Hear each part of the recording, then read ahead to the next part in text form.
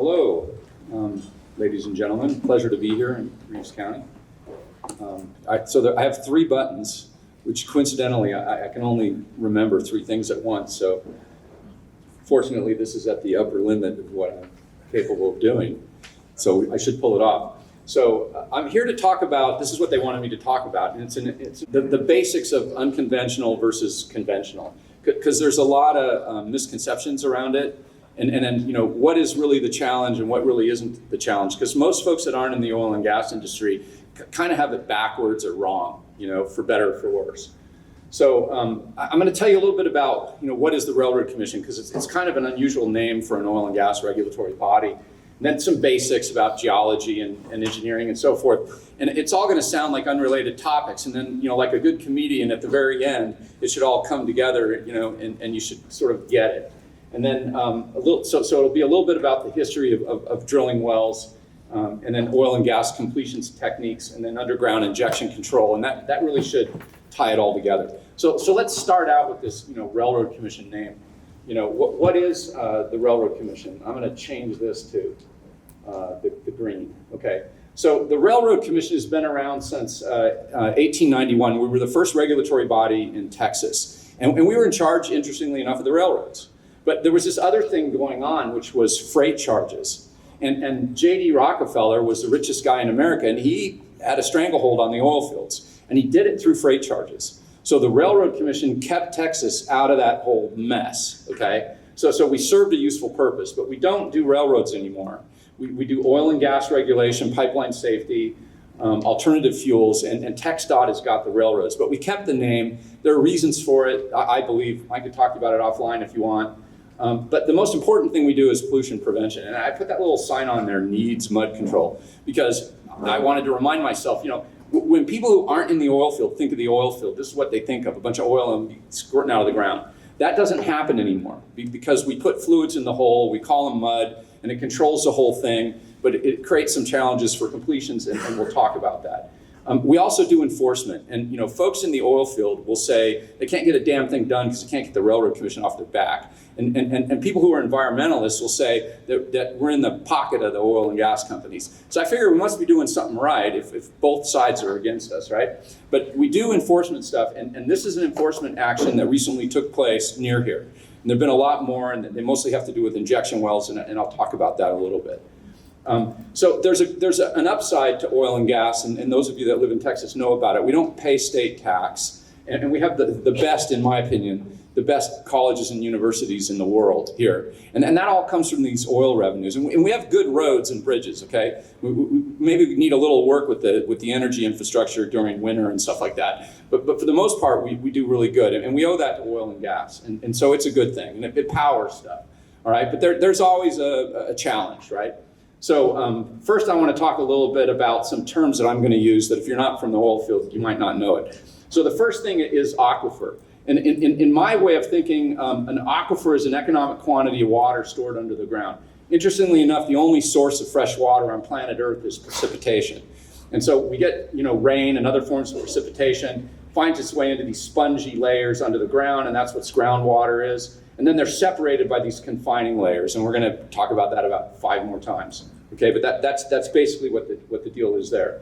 Reservoir, when I say that, I mean oil and gas under the ground. And it's kind of similar to the aquifer in that it's an economic quantity of oil and gas under the ground. You kind of have water, you have, you know, oil on water, you have gas above it, sometimes dissolved in it, but it's got the confining rock, it's got the spongy layer. Kind of sounds familiar, right? Confinement, again, because can't overemphasize that, that's an important part of this presentation. It separates these layers of aquifers and reservoirs from each other, okay? Groundwater salinity and age sort of increase as you go deeper. It gets saltier, it gets older. And if there's the presence of oil and gas, that typically makes it saltier too. So that's a point I wanted to get across. When I say storage cavern, I mean man-made caverns that we use to store petroleum-type products. And when I say depleted reservoir, I'm saying we probably pulled oil and gas out of this place that's a reservoir, and now we're repurposing it to store stuff. So that's what I mean when I say that, and they're usually salt caverns. So here's the big bogey, okay? Fracking, okay? Fracking is a misnomer, all right? What we really mean when we say fracking in the modern day is we mean hydrofracturing, okay? Fracking is just one form of completion. There are many different kinds of completions. There's a lot of fracking type completions, but the one currently that's changed the world, and I'm going to show you why it changed the world, is this thing we now say fracking, okay? It's not one thing, it's many things. And then I bounce between gallons and barrels, and I don't even know I'm doing it half the time. There's 42 gallons in a barrel, okay? To the geologist, it's all about barrels. If you work in the oil industry, to a groundwater hydrologist, it's all about gallons, okay? So let's get started. Here's the first thing that amazed me when I found this out. Aquifers and reservoirs coexist in the same rock formations. Same formations, different location within the formation, same place. Conventional oil and gas migrate up into these kind of anticlinal or upper monoclinal areas, and they have porosity and permeability. That's the common characteristic, okay?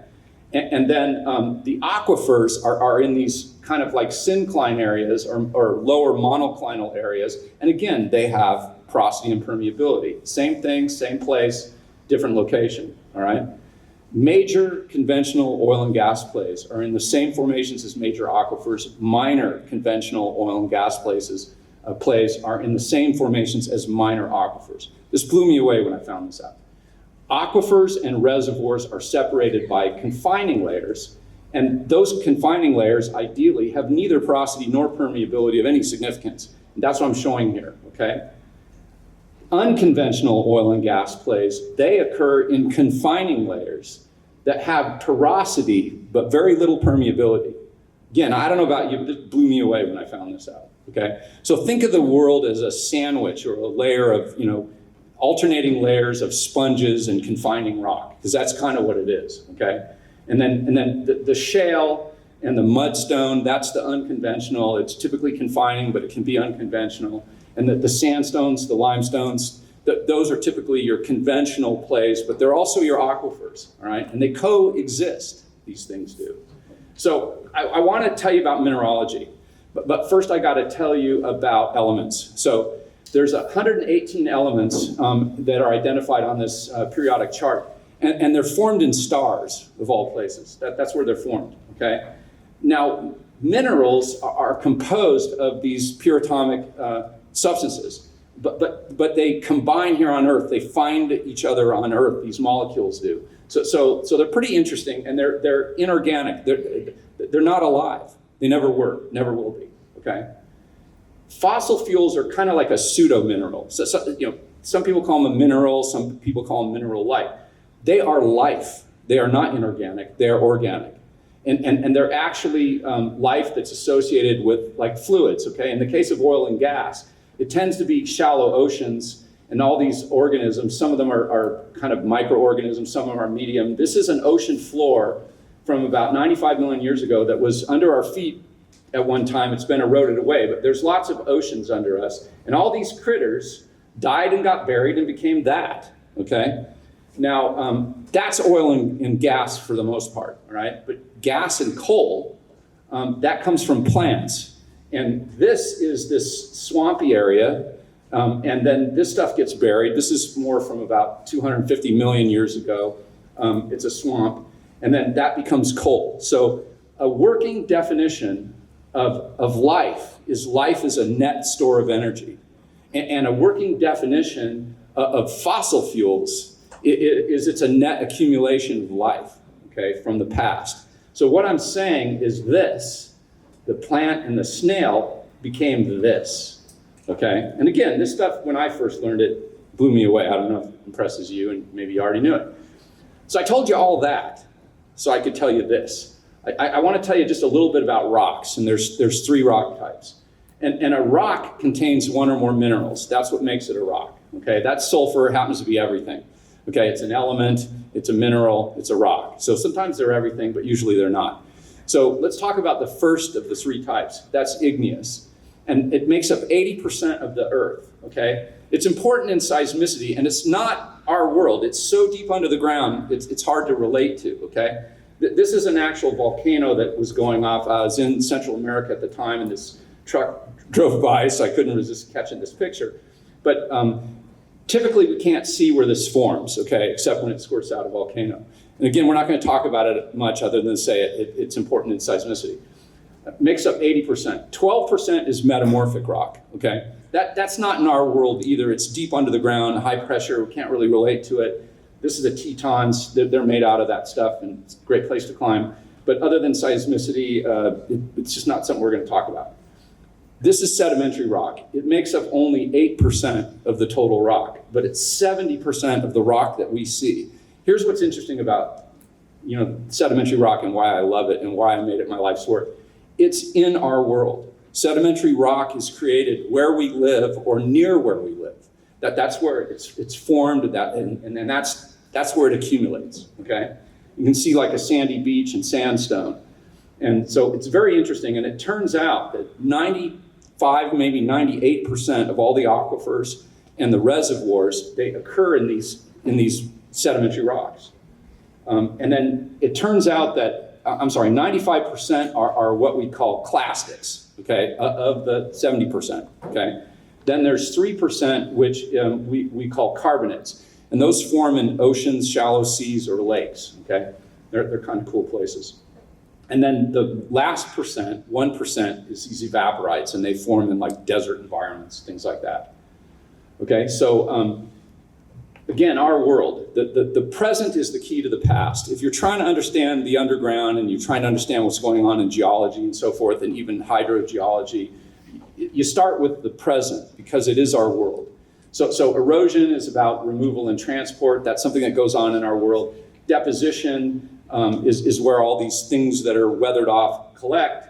You can see this is the Mississippi River Delta, and then sometimes there's life associated with it. And then there's these things called depositional basins. And some of them are huge, okay? And they're just extensive areas of this net deposit. And it is involved with plate tectonics and deformation of the lithosphere, things we're not going to go into. But suffice to say that probably the most interesting and largest depositional basin in the planet is right here where we are. It's the Permian Basin. In my opinion, it's the most interesting place on planet Earth. And that's why I'm here. So non-deposition is sort of this balance between eroding and accumulating. And some would argue we're in such a period now, okay? And that happens too, and that's happened a lot here. Those are just the main concepts, and now this other concept that's really important, which is porosity and permeability. The world is kind of like a sponge, you can think of it that way, or a confining layer. There's pore spaces, and then there's places between the pore spaces, cavities in the rock. They're all different shapes and sizes and characteristics. And then there's this thing called permeability. Permeability is that some of these pore spaces are connected and some of them aren't. And where they're connected, we call that a pore space. And there's these equations. There's this one, Darcy's equation, which I struggled with a little bit as an undergraduate to try to understand, well, what does that mean about what's going on in the pore throat and what's going on in the pore and what happens when gas is in there and where does it go? Well, let me tell you what I did that helped me understand the Darcy's equation. I went scuba diving in caves and caverns. And let me tell you what, I have a working understanding of Darcy's equation, okay? And it took me one dive to figure this whole equation out in my head. It's a very interesting topic. And here's a point which I think will illustrate. This is a rock that floats. It's pumice. Pumice has a lot of pore space, very pore space rich, no permeability. That's why it floats, okay? So hopefully that gets it in your head. And we use Darcy's or millidarcies to measure permeability. It's important in tax applications and oil and gas and stuff. But suffice to say that conventional oil and gas reservoirs are in gravels and sands or sandstones and limestones, and they have porosity and permeability, okay? And suffice to say that unconventional plays and unconventional reservoirs, those are in confining rocks that have porosity, but low permeability, okay? And those are things like, shale and siltstone or mudstone. Sometimes limestones if they're really tight, okay? And so permeable rock versus confining rock. So I'm gonna kind of hit on this a little bit, but now we're gonna go microscopic, okay? So here you can kind of see a sandstone and what it sort of looks like. Hopefully you can see the porosity and the permeability. And here you can see some shale and mudstone, and then you can see the microscopic view, okay? That's fracking. That's hydrofracking. So what we do is we take water, we add some sand, which they call proppant. That's a microscopic sand grain. Stuff it in between these little sandwich layers, which are kind of like pages of a book. That's hydrofracking. That's what it is, okay? And I want to demystify it, okay? Because it's an interesting thing, and it's not really a problem. There's something else that's the challenge, and this ain't it, okay? But it's a contributor. It's a factor, right? So brief history of oil and gas well drilling, because this is important, and then I got to put it all together, okay? So about 400 AD, the Chinese were actually drilling, and they used impact tools and cable tools and people, and they pulled it out with baskets, and they had some animals that helped out a little bit with some power. And actually, that was the technology, and that persisted until about 1859. In Titusville, Pennsylvania, and I was there, I went to this well. They put the first modern kind of drilling well that was still using impact tools, but it had some machinery. I mean, that was the point. Okay, they kind of mechanized it a little bit, and they started producing oil and gas from beneath the surface. So that was the next big change. And then that was the technology until about 1909, when Howard Hughes Sr. patented this tricone bit that rotated, and that, you know, they used mud and everything to keep everything in the hole so that we don't have things squirting out. And then we had directional drilling became an option. And cable tools persisted until the early 70s, but they did just diminished until they're not used hardly at all, except maybe in the third world. And so 1929 was the first horizontal well in Texon, Texas. You can kind of see this is a little cartoon drawing of a horizontal well. The curve is a little bit more gradual than this would indicate. In the early 2000s, horizontal drilling became common, okay? And now we're getting close to this revolution that changed the world. But let's start with this. It's a top drive. It's a powerful rotating engine that pushes on a drill string. This is a downhole drive, okay? It's not quite as powerful. Sometimes it has motor components in it. Sometimes the mud just, you know, rotates it. But this is a pull. With a push and a pull, you can do a lot, okay? And with this thing, a PDC, a polycrystalline diamond compact, you can cut through any rock really efficiently. And I mean so efficiently that as a geologist, I can't freaking keep up with it, okay? I'm, you know, trying to catch samples and figure out where the hell I am, okay? It's hard. And so that's where this measure while drilling stuff comes in.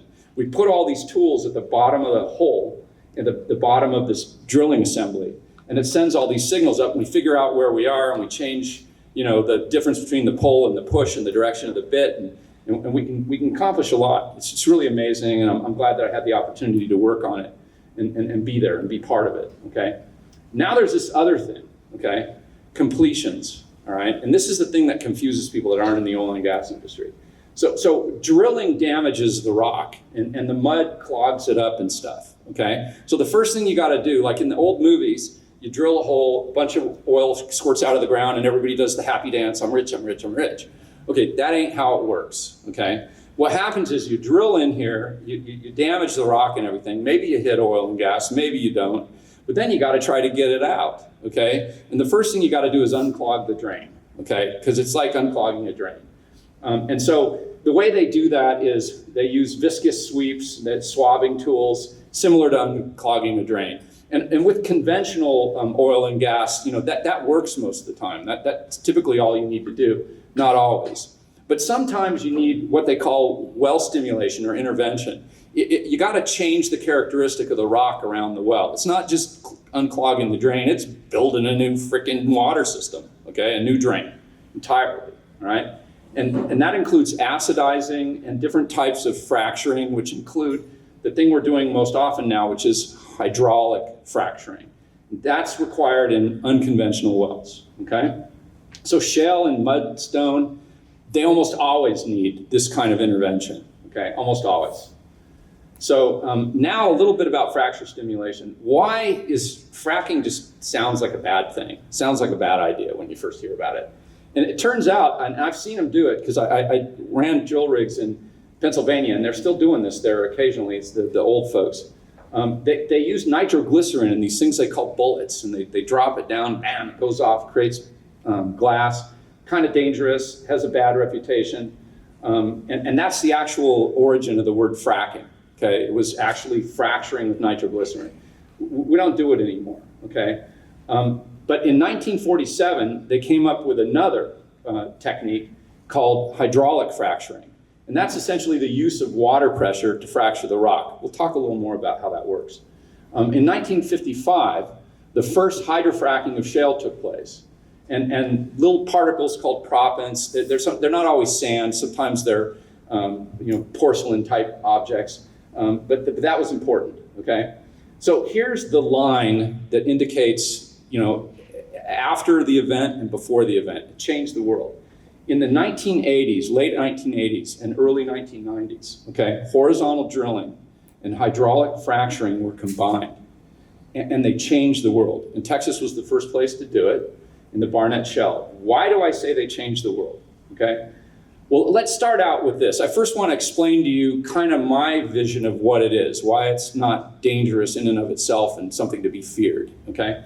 Remember back in 2023, there was this Titan submarine and it dived to 12,500 feet, and I think you all know these people died, right? Okay, well, the weight of that water increased with depth. That's just how water is, okay? And you can see down here how it shows, the water will spill out much wider arc when it's lower down because it has more pressure, okay? Things that are plastic or that are elastic, they'll just move. They'll just get out of the way of the pressure. But stuff that's brittle, it will either implode or it'll fracture. And that's what killed all those people, okay? And there's this equation, Morse Coulomb failure that kind of indicates that. But here's the point. Shale is brittle, okay? Sandstone, not so much, all right? And it will fracture if you put a column of water. Now, about 30% of our unconventional wells are deeper than that 12,000 or 12,500 foot level that crushed that Titan sub, okay? And so here's another thing that's interesting. At least this is the theory I'm familiar with. Hydrofracking does not create a whole lot of new fractures. It just exploits existing facility, we call it, that was already there. There are some new, but for the most part, it's just working through what's already there. So here we are, back to the microscopic view, and again, it's the water, the sand, little thing goes in there, okay? And that's what helps us to get at this stuff, all right?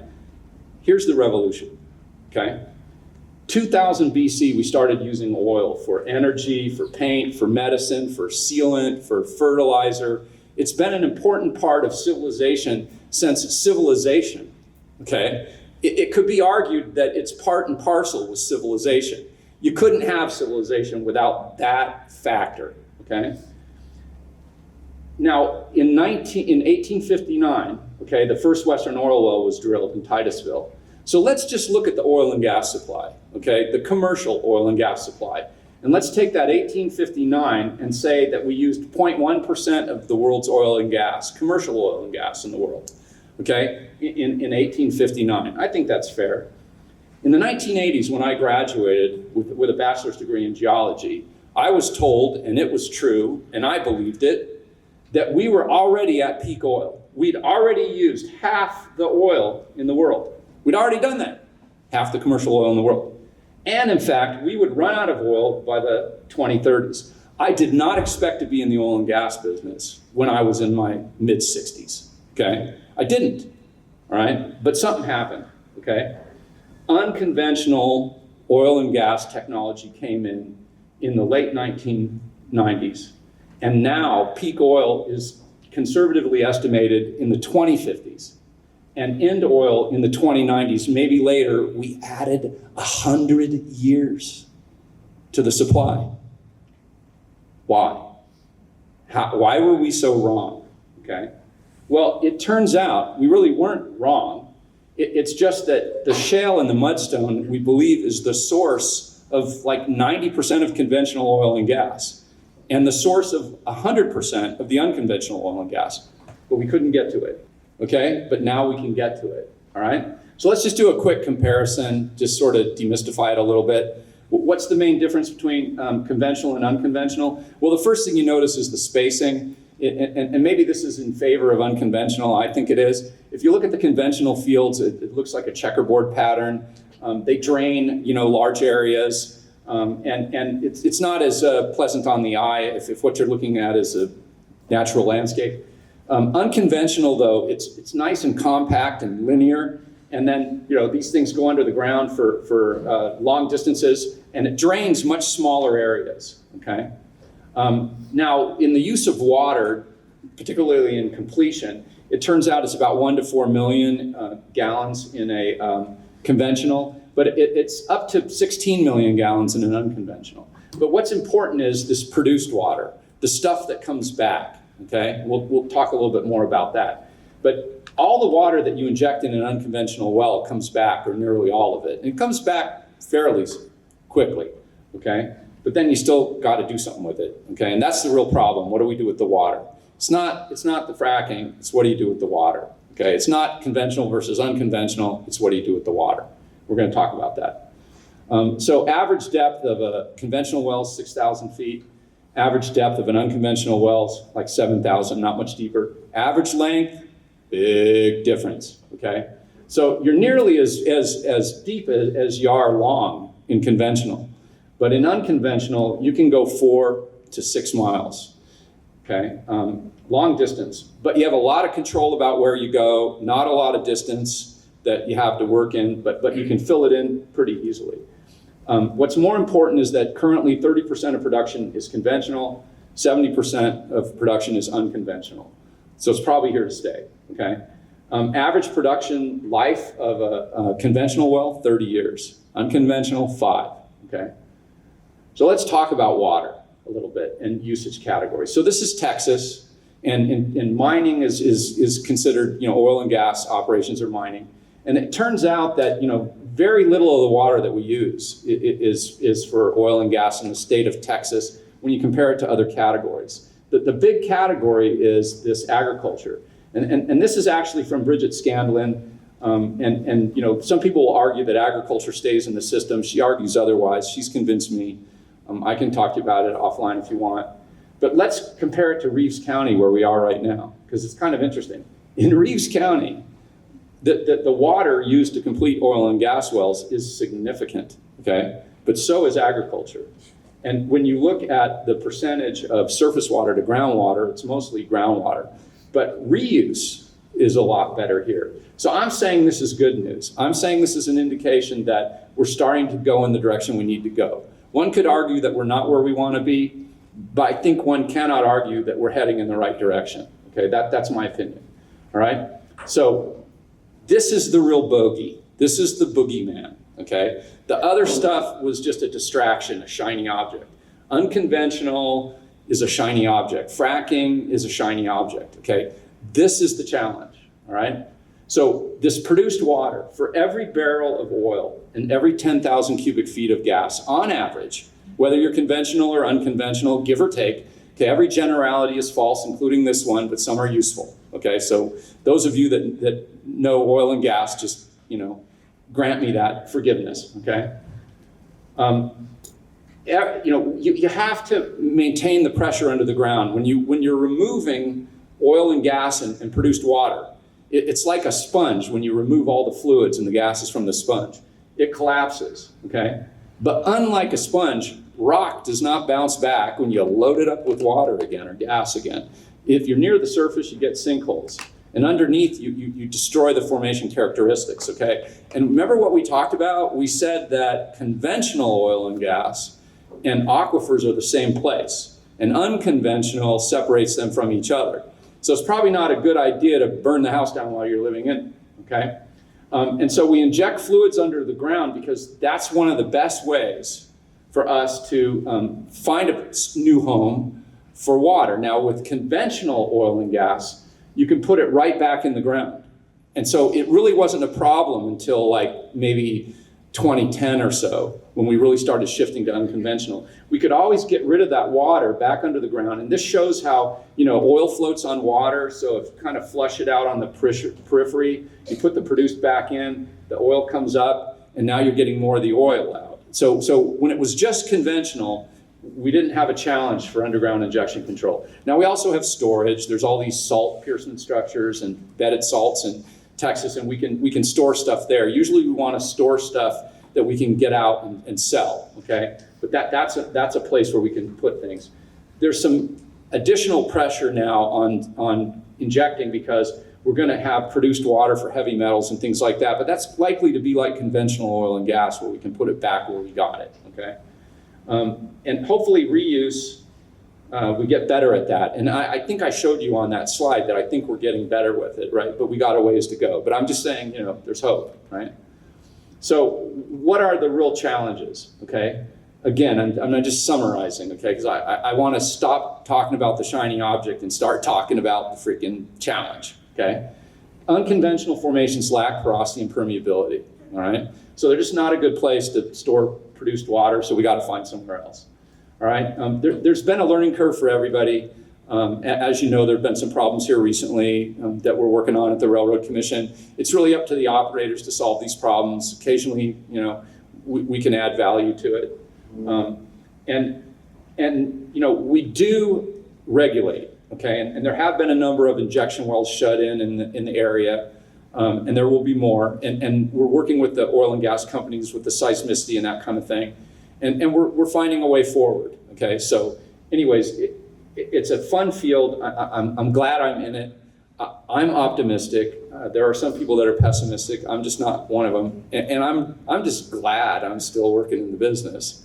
And I'm hoping to be working in the business in 2030 when I was told we'd be out, and we're not. So I'll answer questions if there's time.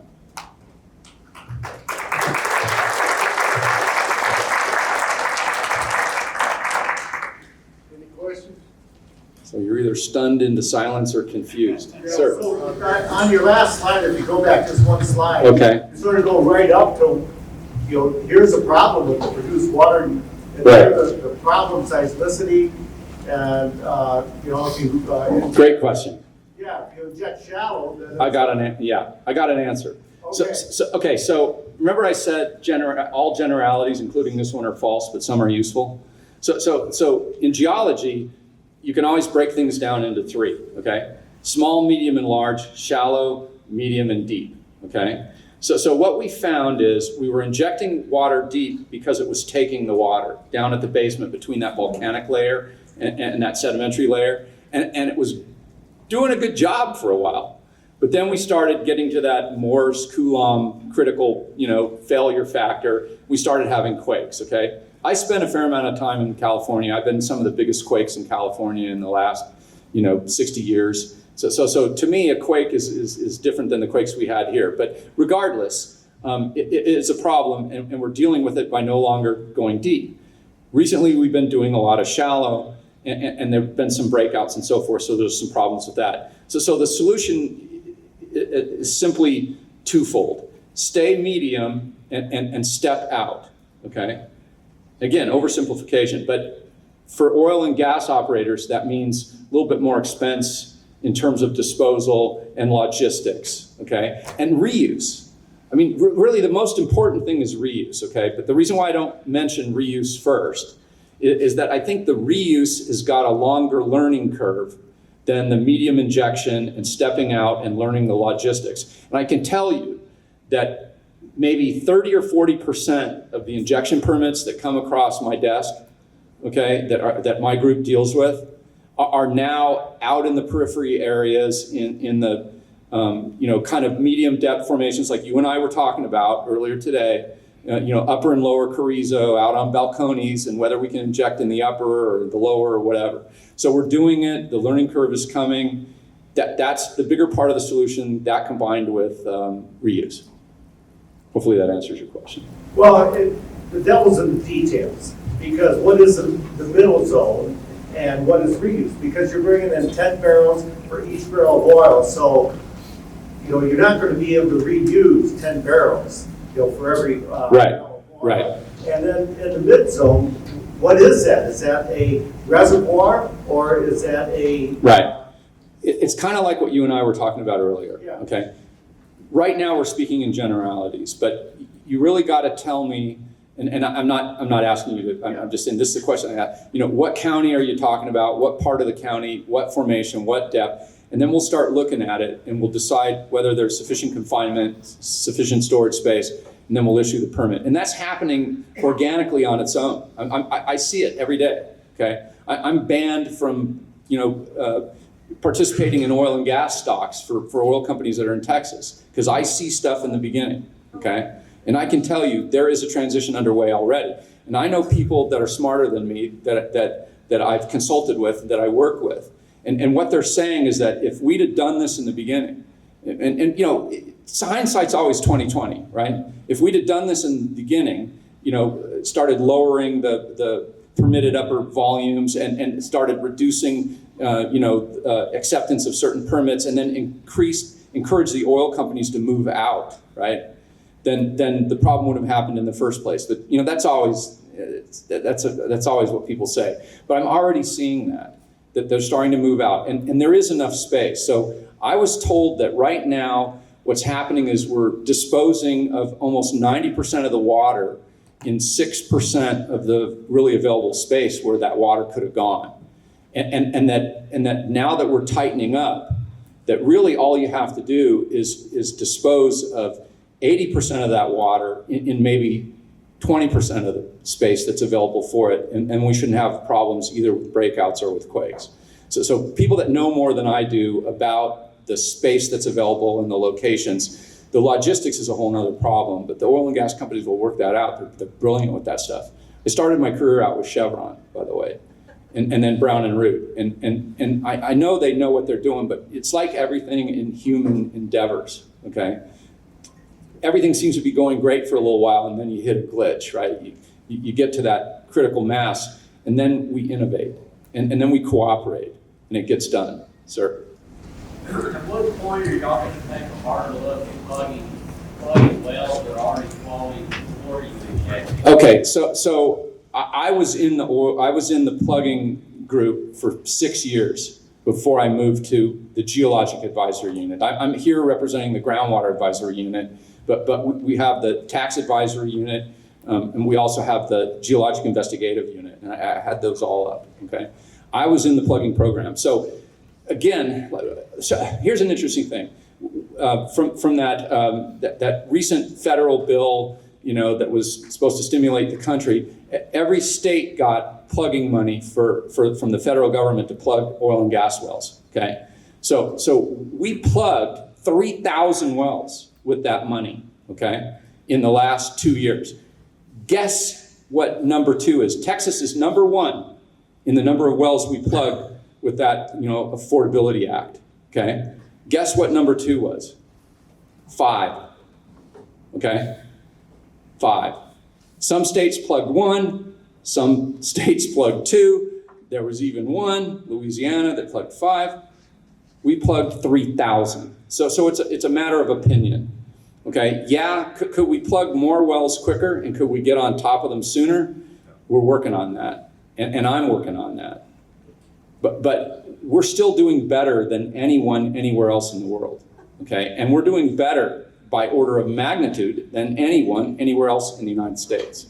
But we're working on it, and I'm trying to foresee that. And we have some ideas. I'll be glad to talk to you offline. One of the things I promised in order to come here and talk was that I would stay out of trouble with the Railroad Commission. And they made me practice this line over and over in the last couple of days. I'm sorry, I'm not authorized to discuss that, okay? But I will talk to you offline, okay? I probably went over. Any plans for the blowout in Toya? Interestingly enough, I will be heading to that site tomorrow, okay, with some members of my staff. Okay? I'm not at liberty to discuss that in detail. But I'd be glad to talk to you offline. Y'all have a research department for like reunion and agriculture? So we have to stay in our lane at the Railroad Commission. And if we did that would be outside our lane. So here's what we do. We're trying to work with the groundwater conservation districts and with the oil and gas companies. And what we try to do is say to people, and I say this to you right now, If you have any business opportunity that will help with the reuse of oil and gas, and there's anything the Railroad Commission can do, come to me, I will hook you up. Okay, we won't be able to provide you with money, right, or financing, but we can, anything else we can do in terms of our regulatory authority, we will move mountains to stay out of your way so that you can be successful at it. That's what we can do, because really our authority is narrow. It's about protecting water, preventing pollution. What you want to do is look at Texas Water Development Board. They have money for water. I'm not sure that would work, but there are other agencies who can provide you with resources. It's just not something we can do. Out of our lane. Okay, we good? Thank you.